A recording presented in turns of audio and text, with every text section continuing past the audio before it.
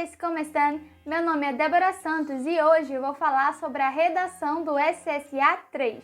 Assim como tivemos o Enem há pouco, agora temos o SSA, Sistema Seriado de Avaliação da Universidade de Pernambuco.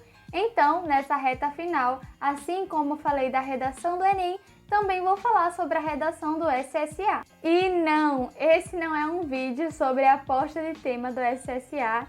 Nesse daí eu ainda não me arrisco, porém vou trazer pontos que você não deve deixar de colocar dentro da sua redação para assim conseguir uma boa nota, um bom resultado no SSA 3 na parte da redação. Assim como outros vídeos que tem aqui no canal na playlist SSA, volto a falar sobre a questão do tema.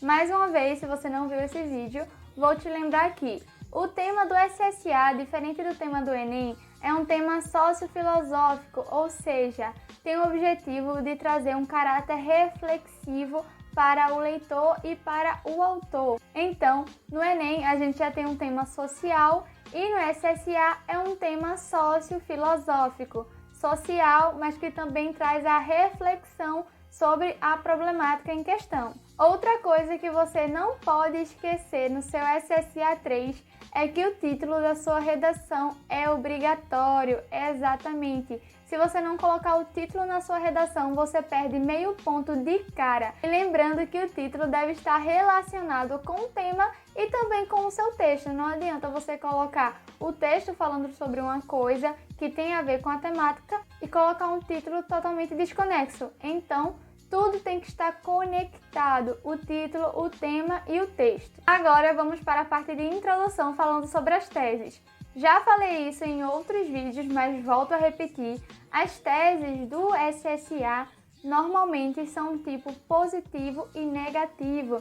Débora, como assim? É você pegar o tema que foi proposto e pensar qual seria um ponto positivo desse tema para relacionar no D1, no desenvolvimento 1, e qual seria um ponto negativo desse tema para você desenvolver no D2. Então, esse seria o tipo de tese mais comum dentro do SSA. Porém, isso não quer dizer que você não possa utilizar o tipo de tese causa e consequência. Na verdade, você pode sim. Se quiser fazer esse estilo que é mais voltado para o Enem, não tem problema. Todavia, volto a repetir que o tipo ponto positivo e ponto negativo é mais comum na redação do SSA 3. Agora vamos falar sobre o repertório. Todo repertório que você tem, seja conhecimento de mundo, um filósofo, um sociólogo, uma citação, um filme, uma música, você pode sim estar utilizando. E lembrando também que quanto mais repertório você utilizar, melhor, porque a redação do SSA, ela precisa que você utilize repertório dentro dos seus desenvolvimentos, dentro do seu texto. Isso nós também podemos ligar à questão dos textos motivadores, que os textos motivadores do SSA são mais reduzidos que o texto do Enem, ou seja, são menores, porque assim ele vai te dar menos informação que você pode estar utilizando dentro da sua redação. Ou seja, ele te força a utilizar os seus próprios repertórios, o próprio conhecimento que você tem. Por isso, o texto motivador da redação do SSA é mais reduzido que o texto motivador da redação do Enem. Então, lembrar sim de utilizar repertório dentro da sua redação.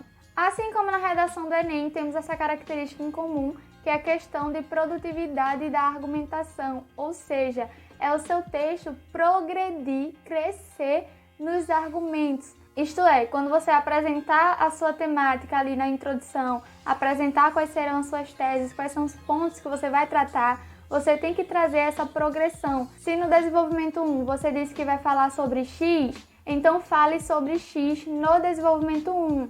Se no desenvolvimento 2 você disse que vai falar sobre Y, então fale sobre Y no desenvolvimento 2. Você não pode, por exemplo, colocou lá na introdução, vou falar sobre X e Y, mas no seu texto só tem X no desenvolvimento 1 e X novamente no desenvolvimento 2, ou seja, você não mudou o seu argumento, você não mudou a sua linha de raciocínio.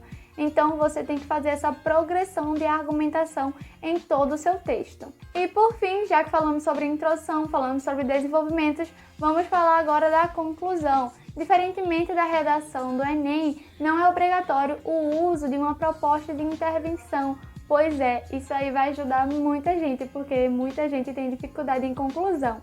Mas não é obrigatório utilizar na redação do SSA uma proposta de intervenção. Você pode, na verdade, trazer outros tipos de conclusão, como, por exemplo, um resumo do que foi falado no texto. Sim, você pode trazer essa síntese geral dos pontos de vista e trazer ali na sua conclusão.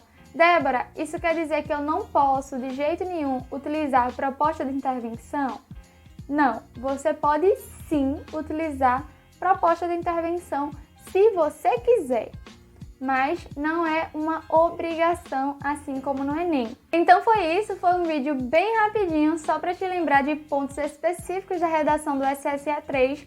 Por que eu estou falando do SSA 3? Porque a redação só é obrigatória no SSA 3. O SSA 1 e o SSA 2 não exigem redação, tá bom? Então eu espero que você tenha uma ótima prova. Se tiver alguma dúvida, pode comentar aqui embaixo, tá bom? Envie esse vídeo para algum amigo seu que você sabe que vai fazer o SSA. Se inscreve no canal, ativa o sino das notificações e me segue lá no Instagram, porque sempre tem conteúdo. Um beijo e eu te vejo no próximo vídeo.